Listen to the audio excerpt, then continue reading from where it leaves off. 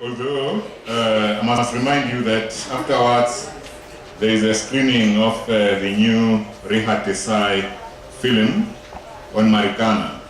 My name is Mnwana. Frankly, I don't know what qualifies me to chair this session, but I think maybe I am doing some of my research around the Platinum area on informal settlements for my PhD.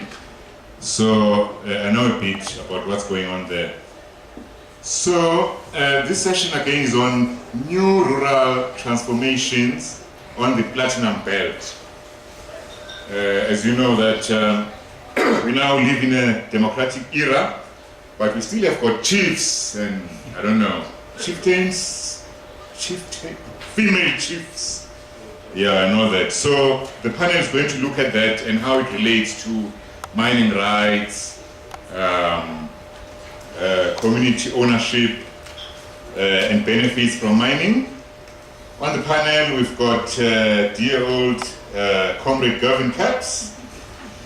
I won't say a lot about him because you met him already this morning, but he is busy writing a book in the old days. So at the moment he's attached to SWOP and he's currently conducting fieldwork in the Bahafela Traditional Authority. Okay, and then we've got Associate Professor Tracy-Lynn Humby. She's with the School of Law, this university, and her focus is the socio-environmental impacts of mining and the resilience of linked social ecological ecosystems. Her speciality is being a thought leader in the Mail and Guardian. Okay, so without much further ado, I'll ask Comrade Gavin to kick off. Thank you. Thanks very much, Trevor. Of course, you're also qualified to chair this panel by virtue of your good looks. The title of this paper is Contrasting Configurations of Mining Capital and Tribal Authority on the Platinum Belt, Bafokeng, Bengwanyama and Langamapela, 3 different cases, but we'll come back to that in a minute.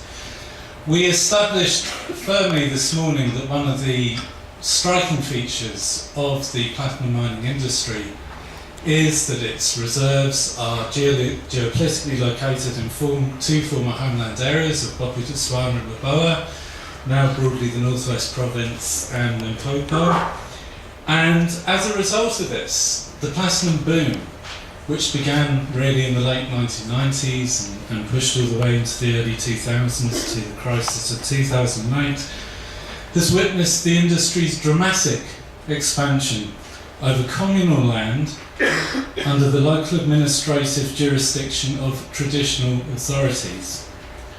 This process has been both facilitated and shaped by the Minerals and Petroleum Resources Development Act of 2002, we heard about that this morning, and its adjunct regulations, which has sought to reconcile, in this instance, the imperatives of promoting mining growth, black economic empowerment and rural development by encouraging platinum corporations to offer equity stakes to what it and government identifies as local communities occupying mineralised lands as a condition of those corporations attaining or retaining their new order rights to prospect or mine. The 1951 Bantu Authorities Act, and in practice their chiefs, or leadership structures at least, tend to be treated as the sole representatives of, in inverted commas again, the community interest in relation to all mining related decisions. The consequence is the emergence of new configurations of mining capital and tribal authority on the Platinum Belt, which can both be the loci of substantial new forms of accumulation and a driving force of popular dispossession. This in turn has generated intense conflict and competition over legitimate political authority, land ownership and resource distribution within and between these tribal authorities, conflict which are typically expressed through struggles over custom, group boundaries, decision making and different versions of history. Drawing on the cases then of the Bafokeng in the Northwest Province, Bengwanyama Mawaswati in Limpopo and Langamapela also in Limpopo, this paper identifies 3 distinct ways in which mining capital is expanding on the rural platinum frontier under these new conditions of resource access, and highlights some of the contradictory outcomes of this process. It suggests that in each case, due attention must be paid to the historically specific configurations and property and power that mining capital confronts in given localities. These are different areas with substantially different histories. The changing legislative conditions that shape the terms of these encounters, and the complex forms of class, gender, and other social differentiation that this is both intensifying and setting in motion. Now that was plan B, now on to what I'm actually going to do, because it hit me tearfully at midnight last night that there was no way that I was going to fit in 3 case studies. So instead what I'm going to do is I'm going to focus on the first one, and hopefully not cry. It depends how Trevor is the time, I guess. That's the compliment at the beginning. So I'm going to focus on the case of the Bafokeng Tribal Authority, which has rebranded itself the Royal Bafokeng Nation in the New South Africa. And I do so for 3 reasons, and I think this will fit with the other papers. One, because it is held up as the model of so-called community empowerment for others to follow. Second, because of the inordinate influence on the way in which the final measures of the Minerals and Petroleum Resources Development Act was shaped. And thirdly, because the route through which the Bafokeng Traditional Authority or Tribal Authority got into shareholding in mining companies was primarily through converting royalties that it was already receiving to equities. Now that is one specific route, but others are available to other sorts of tribal authorities, and this is very much to do with local history. But the point about this conversion from royalty to equity, analytically, is that what we see here is the conversion from a form of modern landed property, which was appropriating ground rent from mining capital in the sphere of distribution by virtue of a certain degree of control over land, which was at the same time combined with a certain form of local state power in the form of tribal authority. In other words, shorthand what I call tribal landed property. That's the royalty part. Royalties is the term for ground rent which you get from mineral rights. So a conversion from that to a new and equally tribalised kind of shareholding capital, shareholding in the mining ventures, a form of what Marx termed fictive capital. Fictive capital referring to things like shares and real estate investments that are not part of the process of production, but which provide the owners with an income out of surplus value, a claim in surplus value. And Ben Fine, of course, this morning highlighted precisely that this is what BEE is all about, this kind of parasitic relationship. So this is also very much bound up with a bigger dynamic of the financialisation of the post-apartheid MEC, which Sam was talking about. And this is one very particular way in which it's unfolding in the rural frontier of the Platinum Belt, and in ways which are rooted in a specific history. Okay, so now I'm going to tell you a story. How the Royal Bafokeng Nation won its economic and political autonomy in the New South Africa. That's the first part of the story. And basically we do have to go back into history, but in a way which is painfully brief. And there are 2 things I would like to highlight here. The first is that the modern Bafokeng chieftaincy, like many others, is what's often called a reconstruction chieftain. In other words, it has not passed down from generation to generation, from decade to decade or century to century in a pristine state. But its modern form is very much the result of, on the one hand, the indigenous wars and migrations and so on in southern Africa in the late 19th and in the late 18th and early 19th century, which in this part of the world we call the Devakani, but which some of you will also know as the Infokani, and the entry of settler colonialism in the form of the Boers also at that stage. And essentially, to cut a very, very long story short, what we have here is a very, very complex political formation which is formed of smaller groups which trace a separate, or can trace rather, a separate political history and a separate identity. It's a kind of amalgam. And this is actually the case with most tribal authorities. That's the one point. The second point, so that's a general feature. The second point is more specific, and it's particularly specific to the histories of the Western and Central Transvaal, but also elsewhere in what was the historic Transvaal. Which was, there's an unusual or a distinctive history here of land acquisition, in which African groups came together to raise the purchase price of land during the colonial period under Afrikaner rule, during the time of the South African Republic. And because they weren't initially allowed to enter the land market, of course black people were completely banned by racist legislation from the land market before the 1880s, they would find a local white, very often the missionary, would acquire the land through them, but the land was never recorded in their name. Subsequently, for reasons we can talk about later, after the 1880s, a new sort of property regime emerged, again under colonial rule, whereby black people could acquire land through the property market, but on the condition that it was registered to a recognised and officially recognised by the state chief and tribe. So this is bound up with the whole history of indirect rule as it developed within these areas. And subsequently, the people who had bought that land in that way, or who would buy their land later in that way, would find that that land, regardless of who had actually bought it, would end up registered to the nearest the nearest chief and tribe through which they had to operate. And this is true of the Bafokeng area, it's true of Bakatla Bachafele, it's true of Bapu Bamachale, and it's really spread through the Rustenburg area. Now, three key things come out of this for our story. The first is that this arrangement brought together two layers of trusteeship. On the one hand, there was the state trusteeship of title, this land title which had been acquired through the property market. So the land would be registered in trust to the state in the name of whichever chief and tribe had been recognised and this land had been put to. And as a result of that, there's another layer of trusteeship going on, which I call tribal trusteeship, which is at the level of the chieftaincy as well. Chiefs then are acting in a presumed role of being the traditional custodians or trustees on this land of the people that they're supposed to govern. So two layers of trusteeship. Now, leaping forward in historical time, because this is a tension we'll come back to, leaping forward in historical time,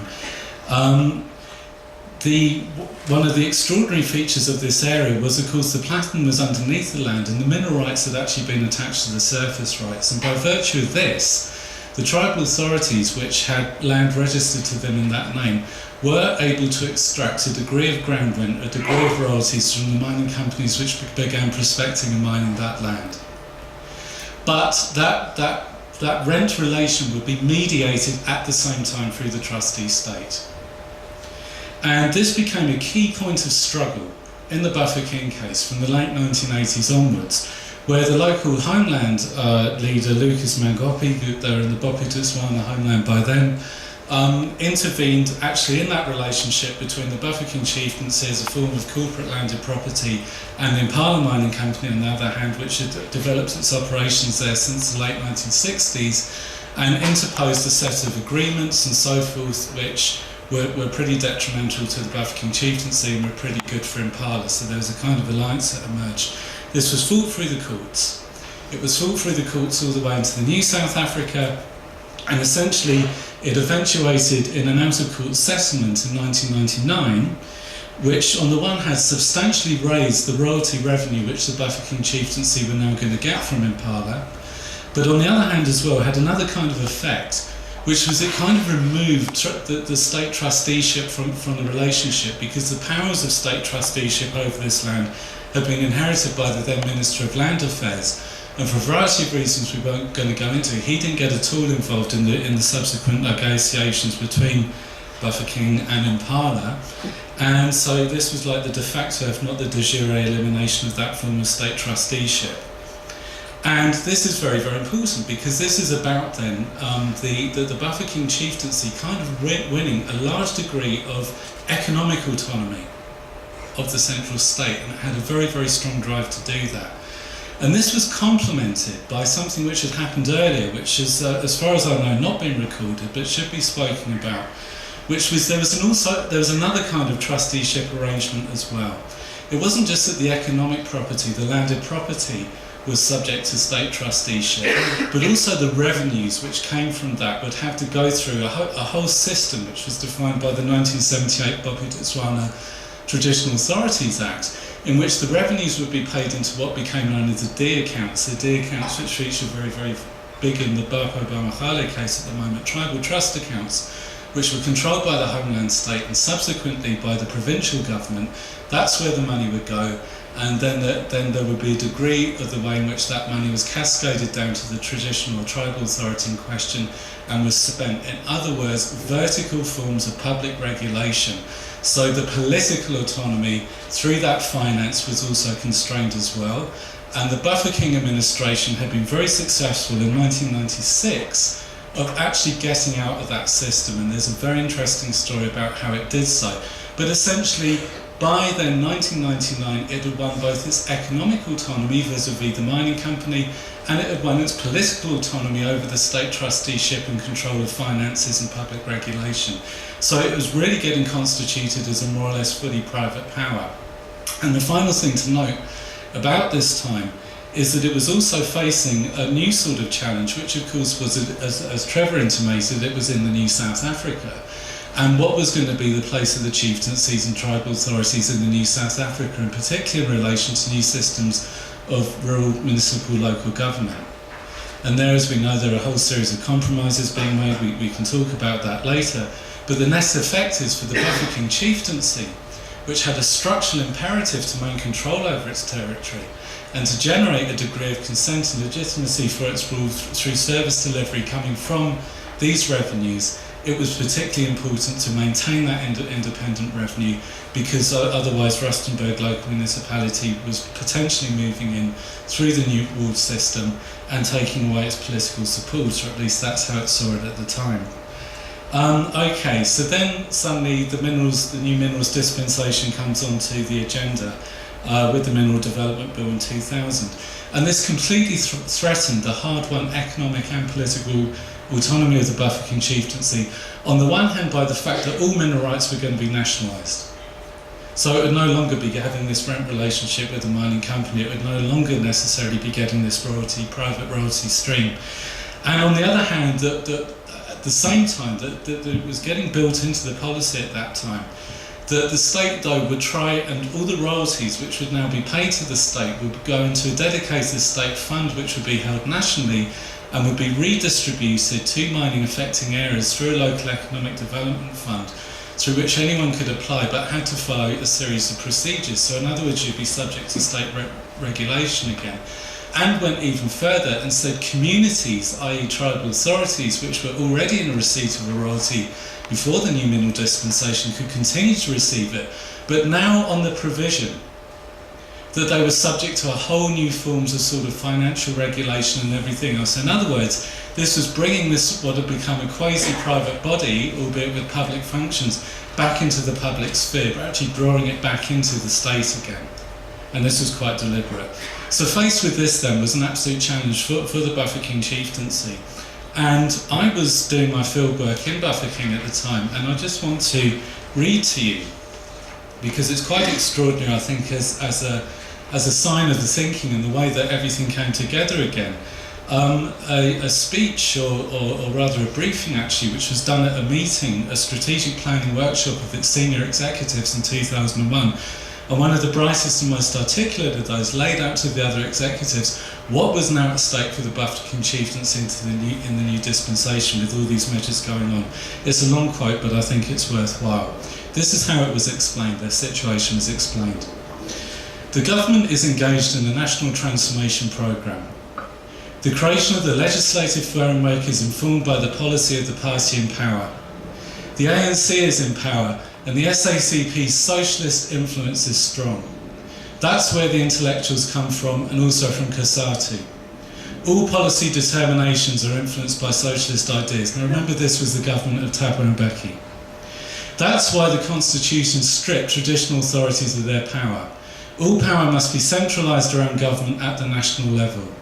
That's why the question of trusteeship has not been removed on land, so it belongs to the government. And that's why the Bafokeng are a thorn in the side of the government. An economic power that develops itself independently makes you socially and politically self-reliant, and the government can't own you. They want to make you vulnerable by stripping you of your economic resource. Before elections, new facilities will be built to make us vulnerable. Overall, it's a question of power. The executive continued. What type of animal are we dealing with?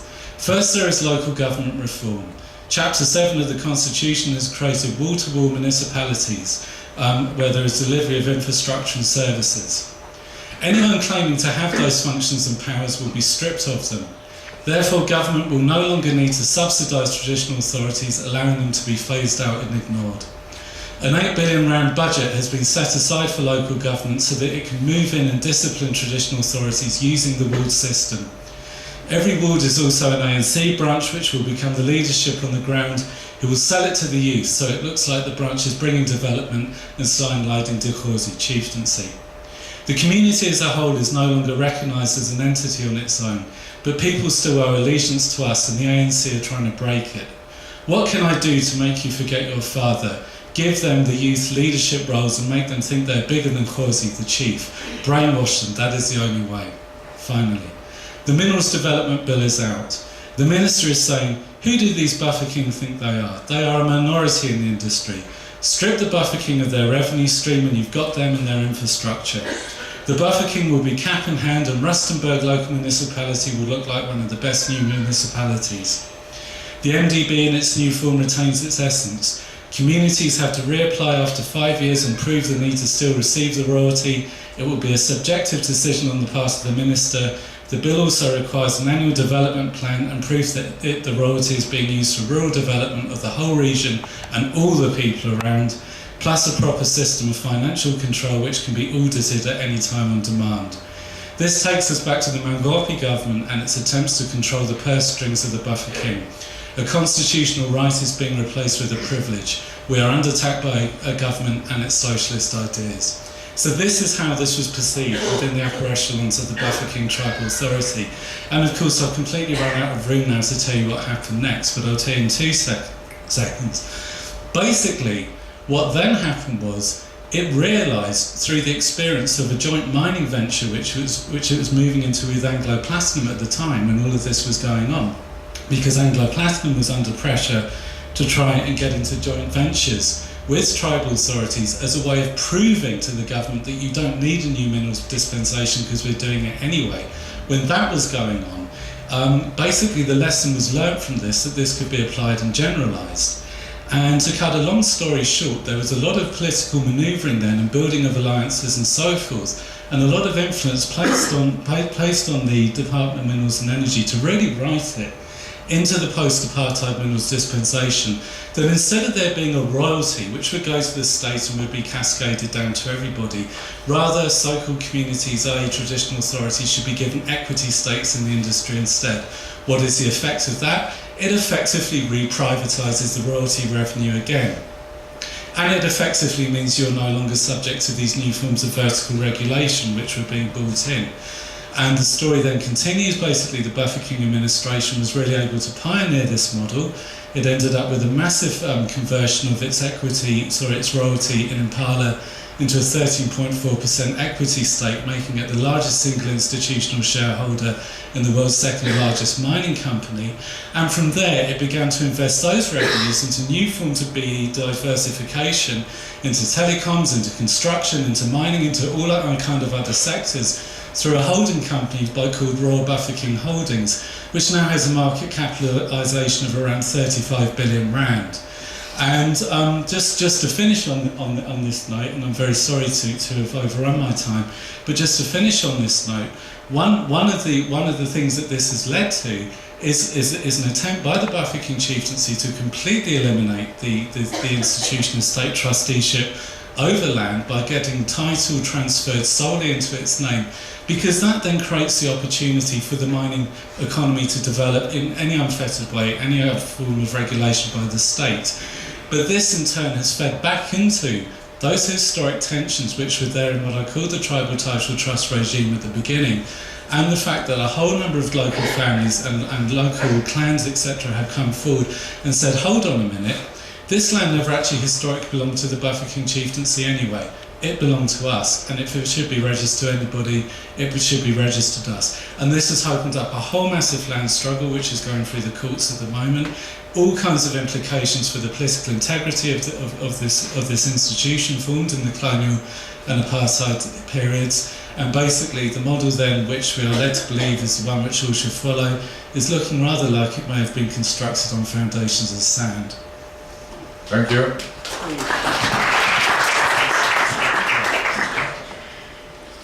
Thank you, Gavin. Going to go straight into what is happening now. In fact, let me just clarify something. In Xhosa, we have what we call ukoma. You know, when you're cooking the meat, there comes a time when it starts to smell good. The elders might ask you to pull out a few pieces for them to taste and give advice as to whether the meat should